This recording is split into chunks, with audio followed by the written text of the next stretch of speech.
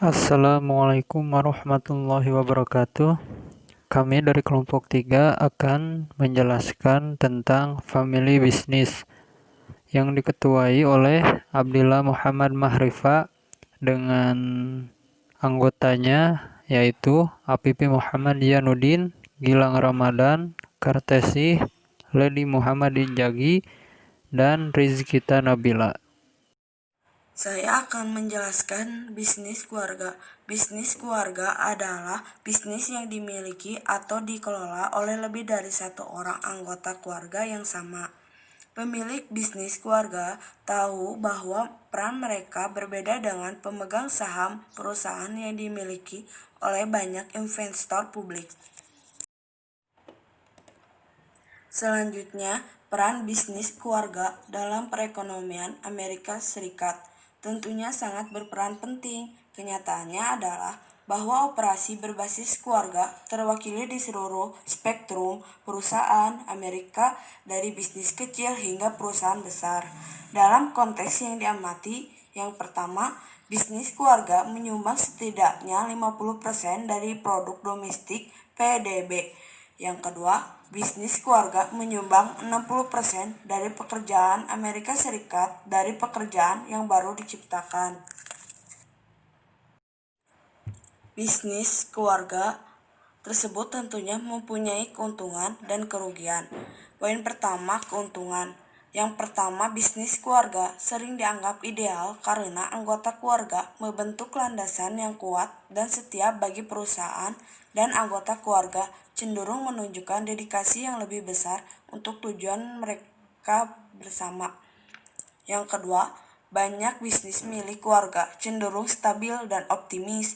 Bahkan ketika masa ekonomi tidak menentu, mereka tampaknya lebih mengatasi kesulitan ekonomi dan menstabilkan ekonomi daripada rekan non-keluarga mereka.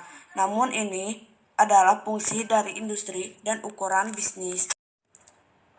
Poin kedua, kerugian. Yang pertama, kedekatan keluarga dapat berpotensi perselisihan keluarga antara saudara.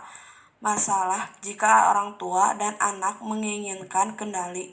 Pada generasi ketiga, keempat, dengan banyak sepupu yang mungkin berbagi kepemilikan yang mengakibatkan tata kelola menjadi rumit.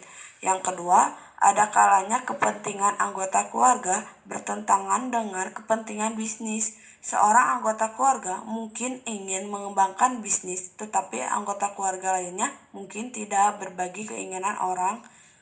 Kebutuhan bisnis tidak sinkron dengan kebutuhan keluarga.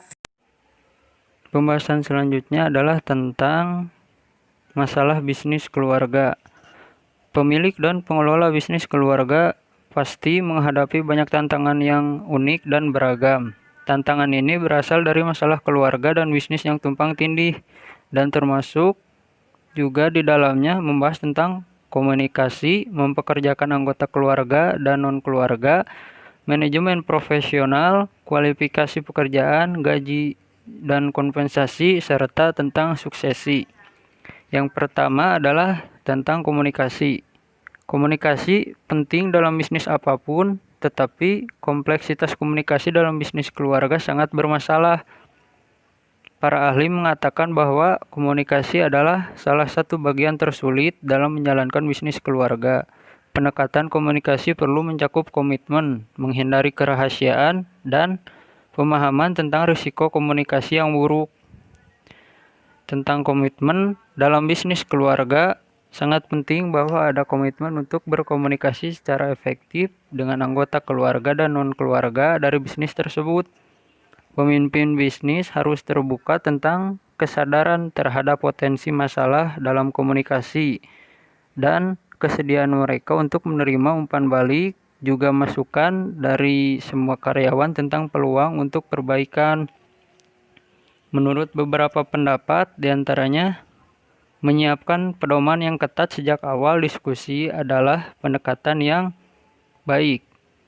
Selanjutnya, survei Praxiti Family Business menemukan bahwa membicarakan bisnis di mana saja dan kapan saja, baik di tempat kerja atau di rumah, menunjukkan 19% bisnis keluarga dalam survei tersebut melaporkan berbicara tentang bisnis di rumah, 37%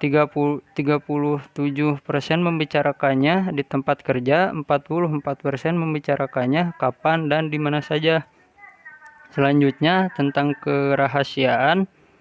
Dalam bisnis keluarga, sangat penting untuk tidak menyampaikan kesan bahwa anggota keluarga lebih tahu daripada karyawan lain. Langkah-langkah yang harus diambil untuk mengatasi masalah apapun yang mungkin muncul secara terbuka, jujur, dan tanpa prevensi untuk anggota keluarga. Risiko komunikasi buruk. Jika saluran komunikasi yang baik tidak tersedia, hal berikut dapat terjadi. Di antaranya, anggota keluarga menganggap mereka tahu apa yang anggota keluarga lain rasakan atau inginkan. Ikatan pribadi menghambat pengungkapan pendapat yang jujur.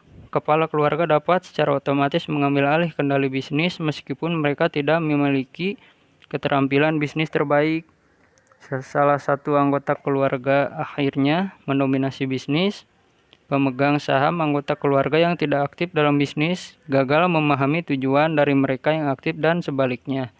Kebencian pribadi yang menjadi kebencian bisnis dan sebaliknya.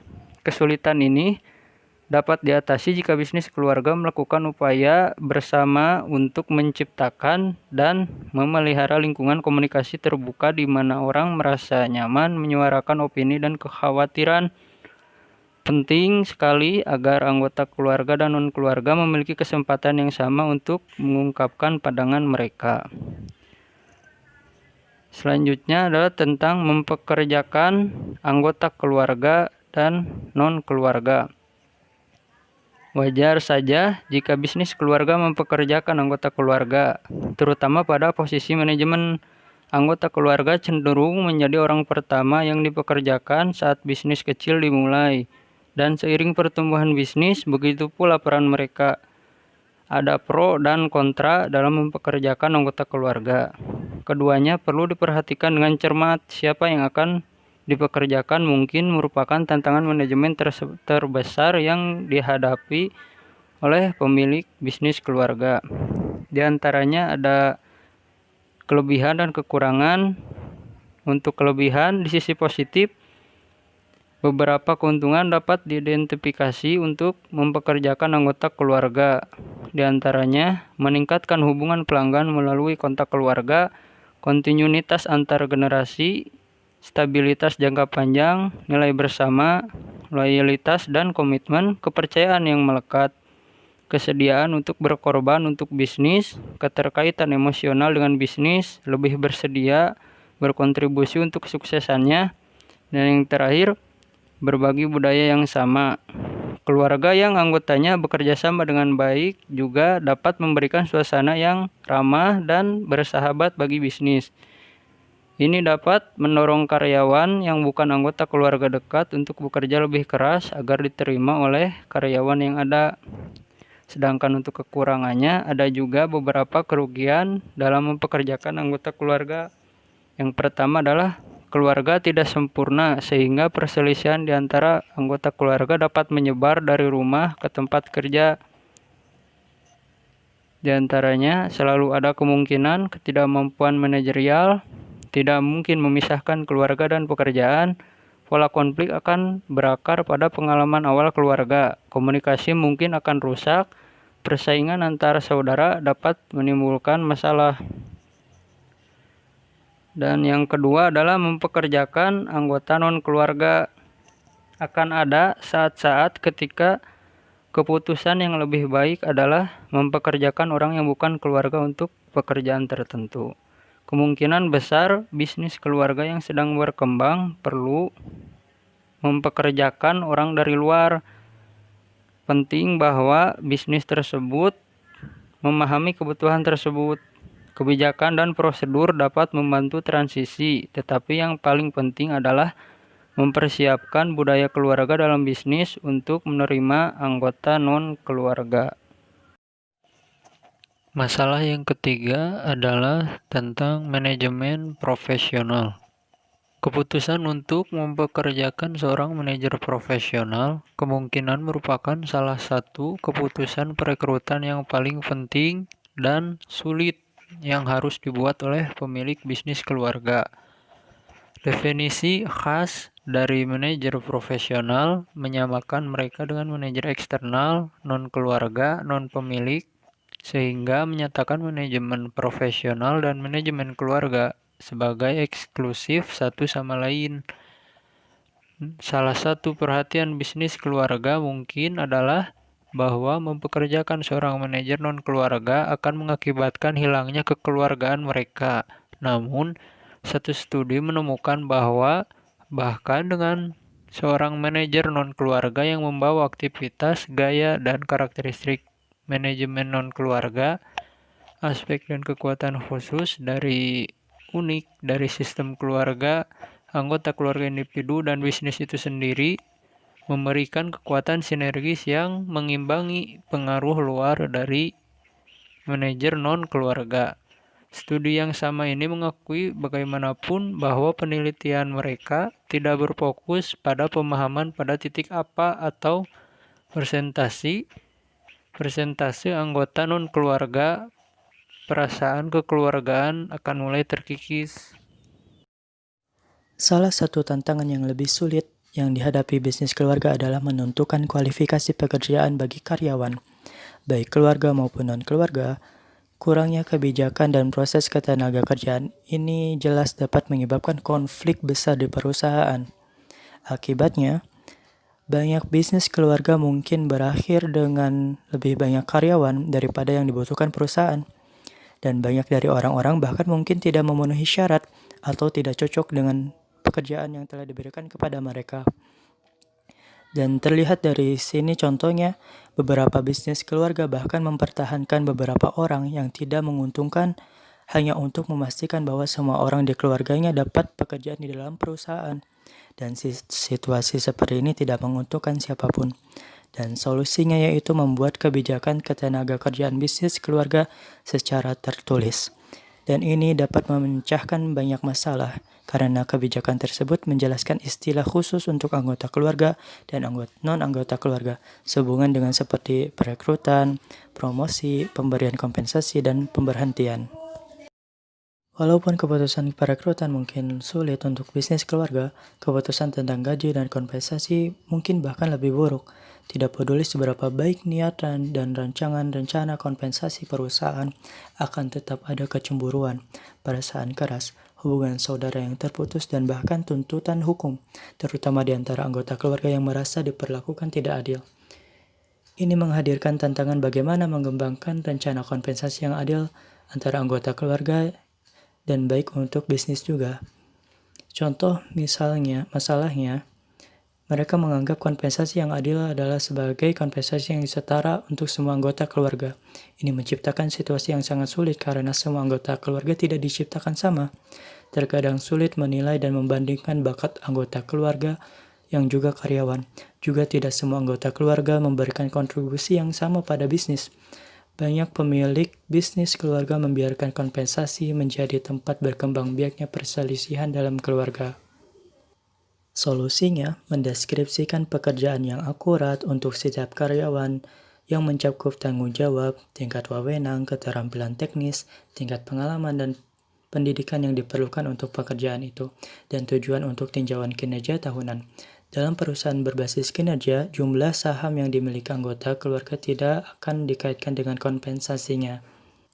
Solusi kedua yaitu menanamkan filosofi kompensasi yang jelas sehingga setiap orang memahami standar yang digunakan untuk membayar orang, seperti anggota keluarga yang dipekerjakan dalam bisnis akan dibayar sesuai dengan standar di wilayahnya, bahwa perusahaan akan mempertahankan karyawan yang baik, dan kompensasi tambahan berdasarkan pada keberhasilan dalam pencapaian tujuan perusahaan, dengan bonus dibagikan di antara anggota keluarga, di antara semua anggota tim manajemen. Dan intensif individu akan ditentukan sesuai dengan tujuan terukur untuk kinerja pekerjaan yang ditentukan setiap tahun dan ditinjau oleh manajer. Poin selanjutnya, masalah penting lainnya yang sangat sulit bagi bisnis keluarga adalah kesuksesan. Suksesi adalah tentang meneruskan ide bisnis ke bisnis generasi berikutnya. Keputusan yang harus dibuat tentang siapa yang akan mengambil alih kepemimpinan atau kepemilikan perusahaan ketika generasi ini meninggal atau pensiun. Menariknya, hanya sepertiga dari semua bisnis keluarga berhasil melakukan transisi ke generasi kedua. Sebagian besar karena generasi penerus tidak tertarik menjalankan bisnis.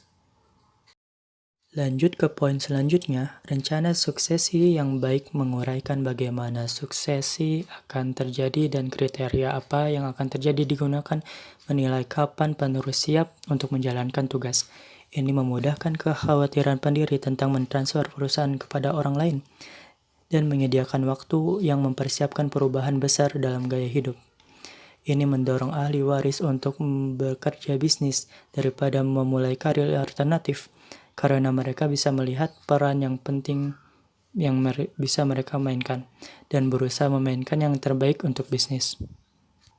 Komponen yang berikut yang harus dilihat sebagai yang diperlukan untuk rencana sukses yang baik, yaitu yang pertama, tetapkan tujuan dan sasaran. Sebagai pemilik bisnis, Anda harus menetapkan tujuan pribadi dan visi untuk bisnis dan peran masa depan dalam operasinya. Yang kedua, keterlibatan keluarga dalam proses pengambilan keputusan. Jika keluarga dan pemangku kepentingan yang ada berkaitan dengan proses pengambilan keputusan, terus diinformasikan tentang keputusan yang dibuat. Dan komunikasi adalah proses untuk menangani perubahan dan perselisihan keluarga. Visi keluarga untuk bisnis dan hubungan antara keluarga dan bisnis harus dibenahi. Yang ketiga, identifikasi penerus. Identifikasi calon penerus, pelatihan calon penerus, membangun dukungan untuk penerus, dan mengajarkan penerus untuk membangun visi untuk bisnis tersebut, disertai di sini bekerja dengan penerus selama 1 bulan atau 1 tahun sebelumnya. 4. Perencanaan perkebunan. Perencanaan estate penting jika Anda berencana untuk pensiun dan ingin mengambil tindakan pencegahan terkait masa depan bisnis jika Anda tidak dapat melanjutkan pengoperasian bisnis keluarga karena sakit atau cacat, atau mungkin kematian. Yang kelima, perencanaan kontingensi. Perencanaan kontingensi adalah tentang keadaan tidak terduga. Ini adalah tentang menyusun strategi skenario bagaimana jika yang paling mungkin, misalnya kematian, cacat, atau sebagainya. Dengan berpikir dalam kerangka yang tidak terduga, Anda akan mengambil pendekatan proaktif daripada reaktif. Yang keenam, struktur perusahaan dan metode transfer. Di sini adalah melihat dengan cara mempertimbangkan kekuatan atau kelemahan sang penerus. Yang ketujuh, penilaian bisnis. Bagian ini hanya relevan jika bisnis tersebut dijual. Meneruskan bisnis ke anggota keluarga tidak akan melibatkan penilaian bisnis. 8. Strategi keluar. Metode transfer telah ditentukan jadwalnya. Rencana keluar seharusnya kemudian dipublikasi dan didistribusi kepada semua orang yang terlibat dalam proses suksesi. 9. Implementasi dan tingkat lanjut. Rencana suksesi harus ditinjau secara teratur dan direvisi sebagai situasi berubah. Ini harus menjadi dokumen yang dinamis dan fleksibel. Pembahasan selanjutnya yaitu mengenai konflik. Konflik merupakan bentuk pertentangan yang terjadi antara individu dengan individu, individu dengan kelompok, ataupun kelompok dengan kelompok. Pertentangan tersebut disebabkan karena pihak-pihak yang terkait berbeda sikap dan keyakinan. Konflik dalam suatu bisnis keluarga rentan terjadi. Konflik ini bisa menjadi hal yang baik atau bisa menjadi hal yang buruk. Berdasarkan sifatnya, konflik dapat dibedakan menjadi konflik positif atau konflik konstruktif dan konflik negatif atau konflik destruktif.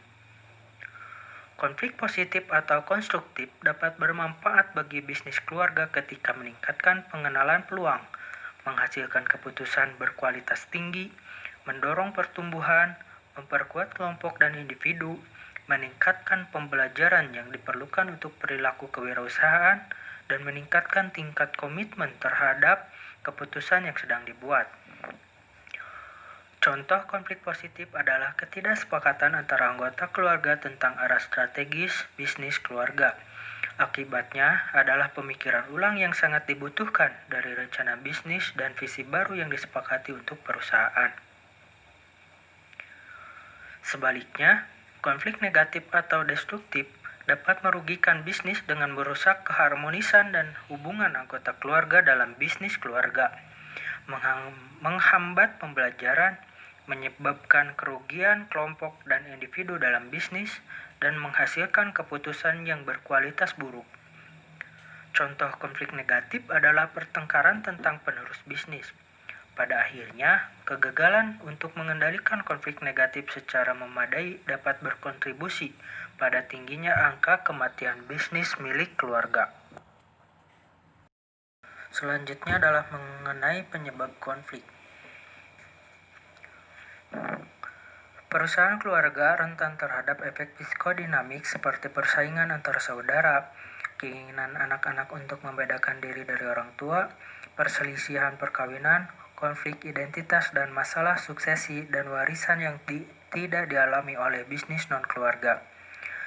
Beberapa sumber konflik lain dapat terjadi dalam bisnis keluarga. Sumber konflik tersebut antara lain. Yang pertama adalah persaingan. Konflik psikologis mendasar dalam bisnis keluarga adalah persaingan yang diperparah oleh perasaan bersalah ketika lebih dari satu anggota keluarga terlibat. Persaingan ini dapat terjadi di antara ayah dan anak, saudara kandung, suami istri, dan mertua dengan anggota keluarga pemilik usaha. Selanjutnya yaitu visi yang berbeda. Anggota keluarga akan sering tidak setuju dengan pendiri dan satu sama lain tentang visi dan strategi bisnis. Perbedaan ini dapat menciptakan ketakutan, kemarahan, dan upaya destruktif untuk mengontrol keputusan yang memecah belah dan kontraproduktif untuk membuat dan menerapkan keputusan yang tepat.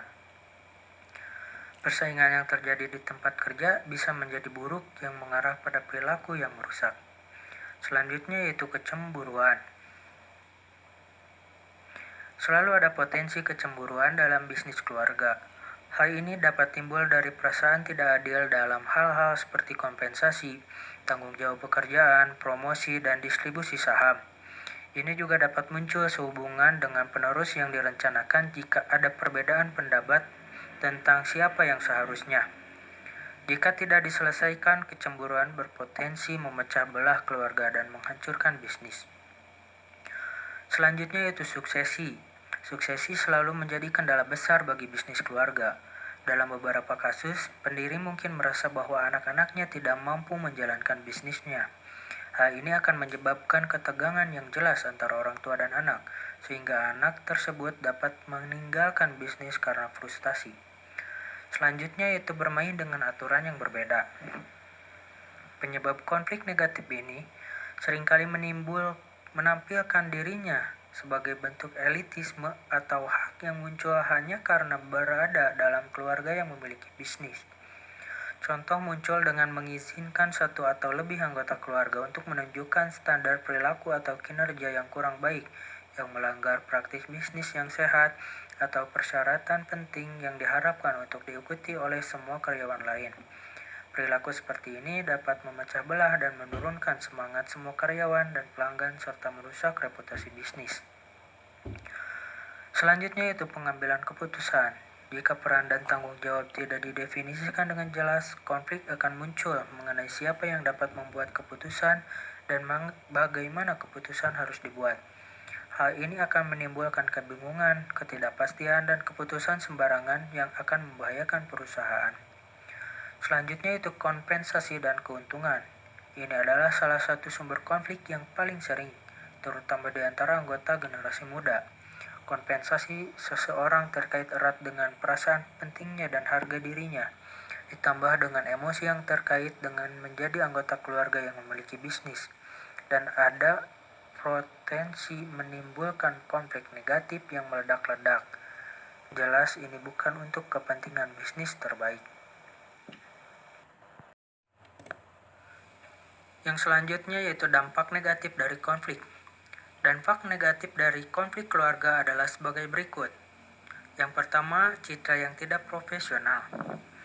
Pertengkaran keluarga memunculkan gambaran tentang ketidakdewasaan dan kepicikan seseorang. Ini mengirimkan sinyal kepada pelanggan dan karyawan lain bahwa mereka tidak berada dalam lingkungan profesional yang berfokus pada hal yang benar. Yang kedua, yaitu lingkungan yang tidak nyaman.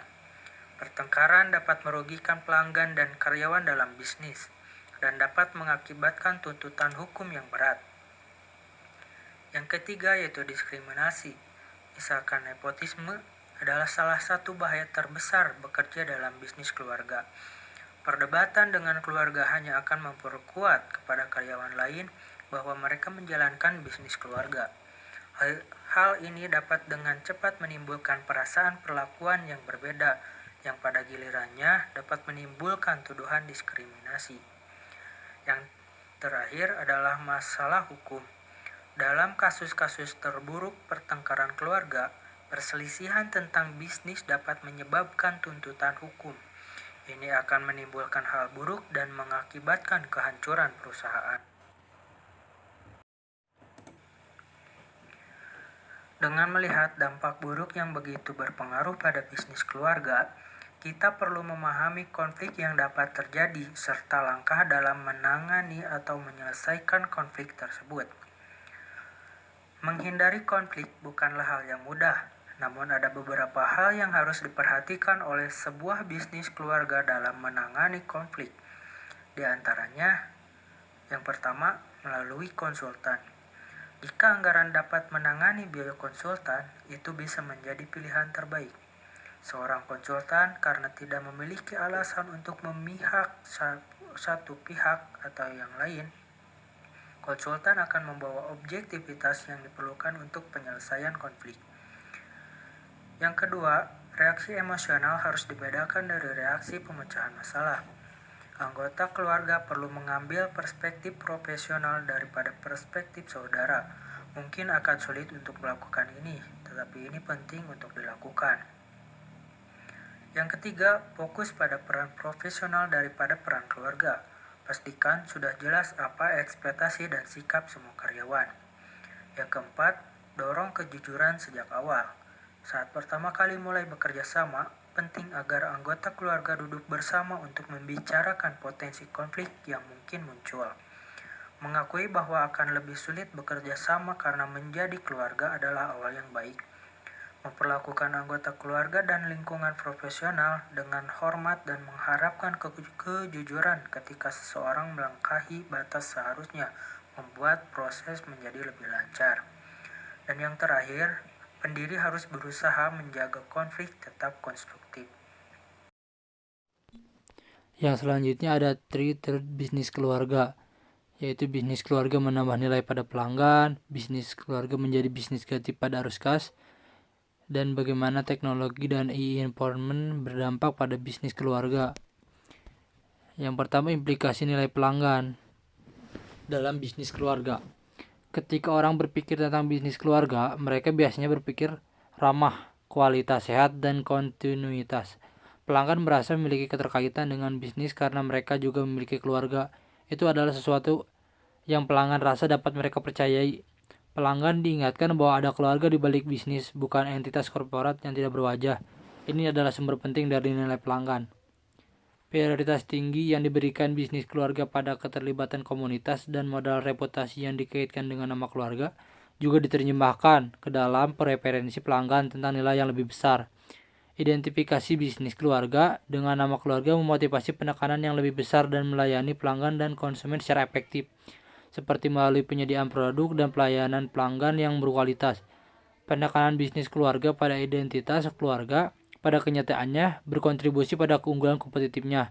Bisa dibayangkan bahwa bisnis keluarga yang mempromosikan kekeluargaan membangun reputasi di pasar terkait dengan persepsi positif pelanggan tentang keluarga.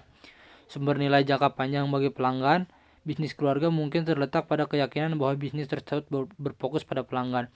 Jadi secara nilai pelanggan, bisnis keluarga lebih dianggap positif dan lebih bisa dipercayai oleh pelanggan tersebut. Yang kedua ada arus kas pada bisnis keluarga. Sebuah bisnis keluarga dapat membantu atau merugikan arus kasnya, tergantung pada apakah ia memberi kompensasi kepada nilai keluarga lebih besar dari urusan keluarga. Jika kompensasi anggota keluarga didasari pada nilai keluarga, sehingga kompensasi terhadap nilai keluarga lebih besar dari urusan keluarga, wajarnya hal ini akan memberikan yang gambaran yang melambung tentang profitabilitas perusahaan. Ini akan membantu arus kas perusahaan karena mereka akan memiliki lebih banyak uang untuk dibelanjakan pada bisnis. Namun jika kompensasi urusan keluarga lebih besar, yang seringkali didasari pada kebutuhan perumahan dan konflik keluarga, ini akan memberikan gambaran profitabilitas bisnis yang sangat rendah secara tidak realistis. Ini akan mengganggu arus kas perusahaan karena jumlah uang yang tersedia untuk dibelanjakan pada bisnis akan berkurang. Jadi arus kas pada keluarga didasari pada seberapa besar keluarga memberi kompensasi pada nilai keluarga dibanding urusan keluarga itu sendiri. Yang ketiga ada teknologi digital dan e-informan terhadap bisnis keluarga. Bertahannya bisnis keluarga di tengah percepatan teknologi dipengaruhi oleh seberapa cepat kalangan tua bisa beradaptasi terhadap teknologi. Kalangan tua terkadang lebih memilih cara-cara konvensional dan menolak kemajuan teknologi. Adaptasi ini juga bisa dipengaruhi dengan kalangan yang lebih muda bisa membujuk dan mengajarkan yang lebih tua untuk bisa beradaptasi. Kalangan muda yang bisa mengajak kalangan tua untuk beradaptasi dan kalangan tua yang bisa memberikan dukungan pada mereka akan membuat perusahaan bisa lebih cepat beradaptasi dengan masa sekarang.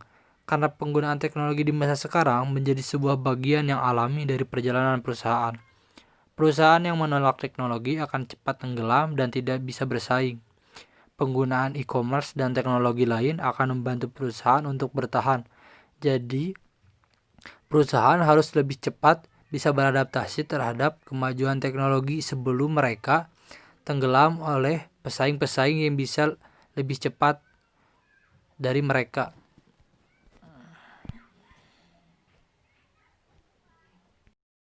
Yang selanjutnya yaitu contoh bisnis keluarga. Di sini menggunakan contoh yaitu bisnis kuliner di Sukabumi.